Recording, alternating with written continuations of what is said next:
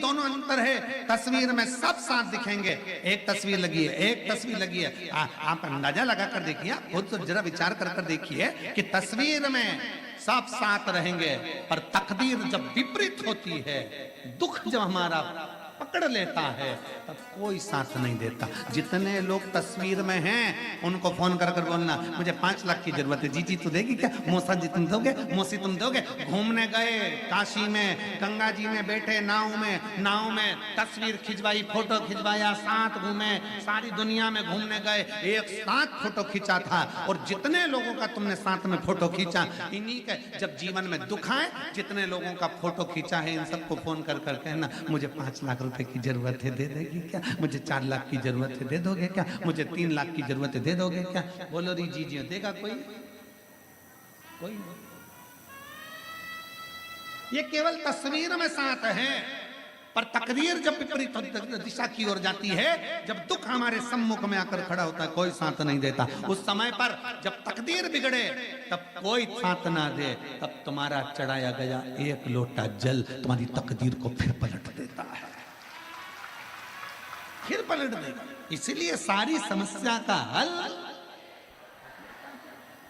श्री शिवाय नमस्ते भाव से, स्मरण से, आनंद से कहा जाता है। पलटे कौन? एक पत्र करके आराधना करी तो वहां तक भी पहुंच। राम शिव से दूर नहीं है, शिव राम से दूर नहीं, कृष्ण शंकर से दूर नहीं, कृष्ण शंकर कृष्ण से दूर नहीं। दोनों सम हैं, साथ हैं, दोनों मिले हुए हैं। ये दुनिया का भ्रम है कि वो कोई कहता है हम शंकर वाले, कोई कहता है हम कृष्ण वाले, कोई कहता है हम राम वाले। ये दुनिया का भ्रम है, भ्रम से दूर रहिए। ब्रह्मा विष्णु महेश तीनों एक हैं। शंकर जी की आरती में, जगन्नाथ जी की आरती में, राम जी की आरती में, कृष्ण जी की आरती में, सबकी आरती में अंतर मिलेगा। एक एक देवता की आरती की किताब उठाओ, मोबाइल पे निकालो, सबकी आरती पढ़कर देखिए। देवी जी की आरती पढ़ोगे तो देवी का नहीं मिलेगा, राम जी की पढ़ोगे तो राम जी का मिलेगा, कृष्ण की आरती पढ़ोगे कृष्ण का मिलेगा, जगदीश की आरती पढ़ोगे जगदीश का मिलेगा, सत्यनारायण भगवान की पढ़ोगे सत्यनारायण भगवान का मिलेगा। केवल एक शंकर भगवान की आरती है जिसमें तीनों देवताओं का मिलता है। ब्रह्मा विष्णु सदा शिव जानत अविवेका, बाबा जानत अविवेका, अक्षर के मध्य ओमाक्षर के मध्य यह तीनों एका। सारे देवताओं की आरती में एक देवता की आराधना मिलती है, केवल शिव की आरती में 3 देवताओं की आराधना मिलती है।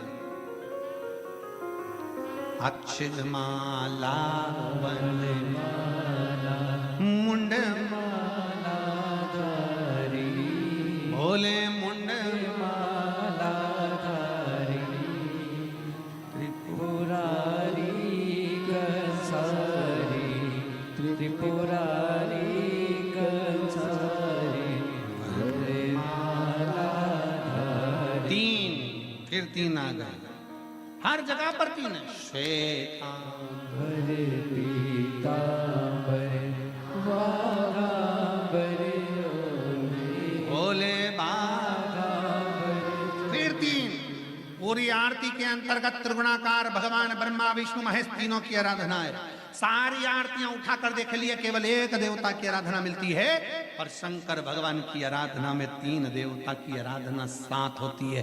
केवल 3 देवता की नहीं, शिव महापुराण में, स्कंद पुराण में, लिंग पुराण में, नर्मदा पुराण में, ब्रह्म वैवर्त पुराण में, कूर्म पुराण में, नारद पुराण में, अग्नि पुराण में, सारी पुराणों को उठाकर देखिए। सारी पुराणों में लिखा है शंकर भगवान को यदि हम 1 लोटा जल चढ़ाते हैं तो केवल वो जल शंकर अकेले को नहीं मिलता, 33 कोटि देवताओं को भी प्राप्त हो जाता है, केवल 1 लोटा जल। और भ्रम में न जाइए। कई माताएं मंदिर में जाती हैं जल चढ़ाने के लिए, गलती कर जाती हैं। कई माताएं मंदिर में गई जल चढ़ाने, लोटा भर के 1 लोटा जल। यहाँ शास्त्र कह रहा है सारी समस्या का हल 1 लोटा जल।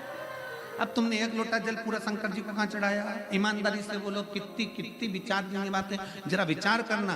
तुम कह रही हो मेरा भोलेनाथ सुन नहीं रहा, मेरा भोलेनाथ सुन नहीं रहा, मेरा भोलेनाथ सुन नहीं रहा, क्योंकि तुम लोटे में से भी तो जल चुरा कर दूसरे को चढ़ा दिया। एक लोटे जल में से वही शंकर जी को चढ़ा दिया, उसी लोटे का पानी थोड़ा सा बचा के गणेश जी को चढ़ा दिया, उसी में थोड़ा बचा के पार्वती जी को चढ़ा दिया, उसमें थोड़ा बचा के कार्तिकेय जी को चढ़ा दिया। अब यहाँ बात चल रही है सारी समस्या का हल एक लोटा जल। अब तुमने उसी लोटा का पानी थोड़ा सा हर हर महादेव शंभो काशी विश्वनाथ गणेश जी को हर हर महादेव, पार्वती जी को, फिर इधर कार्तिकेय जी को भी चढ़ा, फिर उसमें से बचा के थोड़ा सा नंदी को भी चढ़ा दो। लोटा एक, देवता।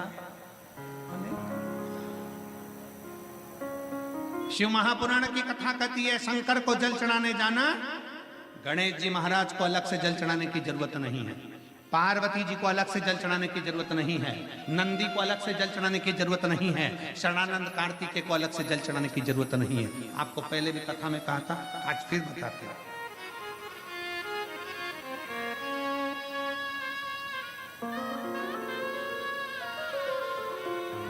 जैसे ये शिवलिंग, ये जलाधारी, ये चल, ये शिवलिंग, ये गोल जो जलाधारी है किसका हस्त कमल है?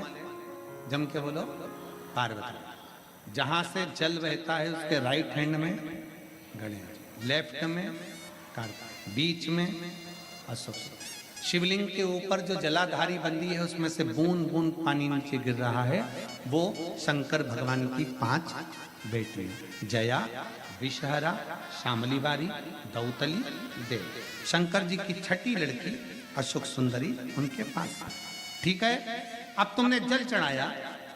स्कंद पुराण कहती है जहां जल चढ़ता है, जल चढ़ने के बाद जलाधारी पर गिरता है, मतलब पार्वती जी को मिल गया, जल बहते बहते अशोक सुंदरी को मिल गया, कार्तिकेय गणेश को मिल गया। फिर वही जल बहता हुआ जब बाहर निकलता है, नीचे गिरने पर जितना शिवलिंग की, अभी अभी हम सतुआ बाबा जी के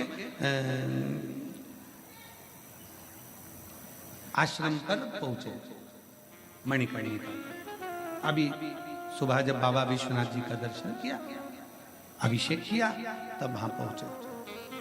अगर आस्था चैनल वालों के पास अगर वो शिवलिंग का अगर वो फोटो हो बाबा जी के धाम आश्रम का जहां हमने अभिषेक कर रहे थे, जल चढ़, तो वहां पर पारस शिवलिंग का अभिषेक करने के बाद में नीचे जो जलाधारी है, जलाधारी में से जहां से पानी गिरता है, ये पानी जो नीचे गिर रहा है, पानी यहाँ आया और यहाँ से जो नीचे गया, मतलब जितनी परिधि मोटी है उतनी परिधि, जितना पानी यहाँ से लेके यहाँ तक जमीन पर जाता है उतनी दूरी में 64 योगनियां हैं, और फिर पानी यहाँ से जो आगे बढ़ता है वहां पर 33 कोटि देवी देवता हैं। मतलब एक लोटा जल सारे देवताओं को प्राप्त हो जाता है। तुम्हें अलग से गणेश जी को, अलग से किसी देवी देवता को, अलग से किसी देवता को जल की जरूरत नहीं पड़ती। तुम सोचो कि मैं गणेश जी को भी जल चढ़ा दूं, गणेश जी पास में बैठे, तुमने सोचा पार्वती जी को जल चढ़ा दूं, पार्वती जी पास में बैठी हैं, तुमने सोचा कि कार्तिकेय को जल चढ़ा दूं, ना ना, शंकर जी को चढ़ाया, सबको मिल। मंगलवार का व्रत करते हो, जम के बोलो, कोई करता होगा, आप में से कोई करता होगा, हनुमान जी का। शुक्रवार का व्रत संतोषी माता का, लक्ष्मी जी का। शनिवार का व्रत बोलो बोलो, जम के बोलो, जम के तो बोलो, शनि महाराज जी। गुरुवार का व्रत बृहस्पति। अब कभी अगर मौका मिले तो एक बार स्कंद पुराण पढ़ना। स्कंद पुराण का काशी खंड स्मरण करिएगा या अवंतिका खंड स्मरण करिएगा। स्कंद पुराण के अवंतिका खंड में, काशी खंड में वर्णन मिलता है। तुम चाहे रविवार का व्रत कर लो, सोमवार का कर लो, देवी का कर लो, देवता का कर लो, चाहे चतुर्थी कर लो, चाहे छठ कर लो, चाहे पंचमी कर लो, कोई सा भी व्रत कर लो, व्रत का फल तुम्हें देवता बिना शंकर की आज्ञा के दे ही नहीं सकते। शिव कहेंगे तब फल, शंकर कहे तो फल। किसी का भी व्रत करो, आज्ञा शिव की हो, निवेदन शंकर का हो।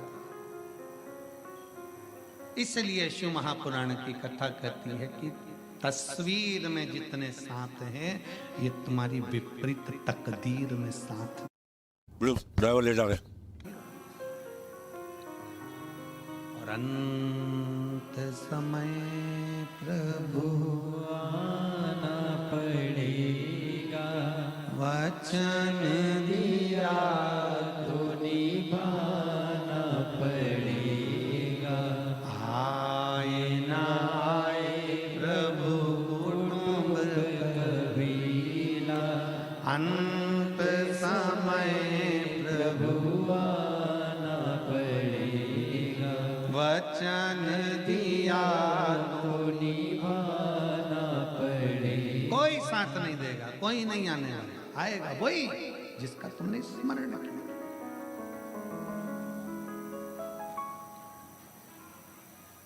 स्वयं को लड़ना है, स्वयं को आगे बढ़ना है, स्वयं के लिए अग्रणी होता है।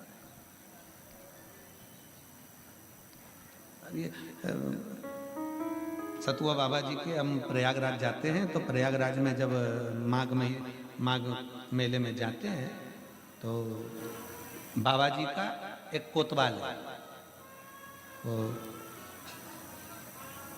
है भैरव बाबा। तो वो एक हाथ में तो भाला रखता है और दूसरे हाथ में माला रखता है। अब कितनी प्रेरणा देता है कि एक संत, साधु, महाराज, ब्राह्मण, तपस्वी ये हमको प्रेरणा दे रहा है कि राष्ट्र को मजबूत करना है तो माला और भाला दोनों चाहिए।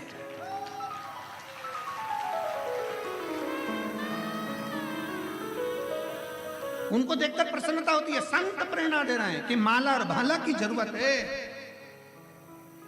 समय आने पर माला की जरूरत है राष्ट्र के लिए, और वक्त पड़ने पर भाले की जरूरत है राष्ट्र की रक्षा के लिए।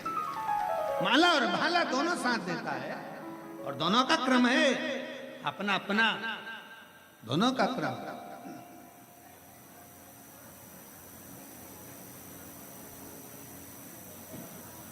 शिव कथा कह रही है, शंकर की कथा कर रही है।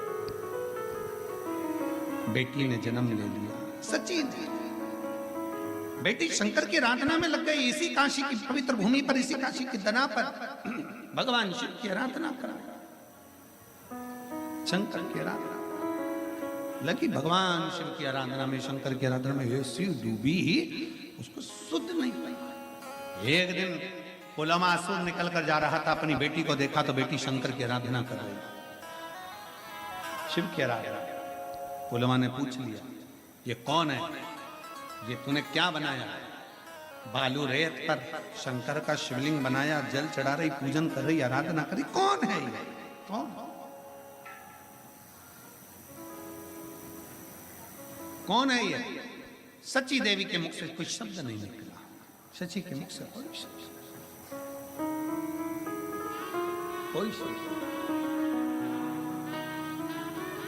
पूछा तेरा भाग्य बनाने वाला तो मैं हूं, तू मेरी बेटी, तू मेरी पुत्री है, तेरा भाग्य बनाने वाला मैं हूं। सची देवी ने अपने मुख से कह दिया पिताजी जन्म देने वाले आप हैं, जन्म देने वाली माँ है, पर भाग्य पलटने वाला तो केवल एक है और वो देव अधिदेव महा। कैसे पलटेगा? कब पलटेगा?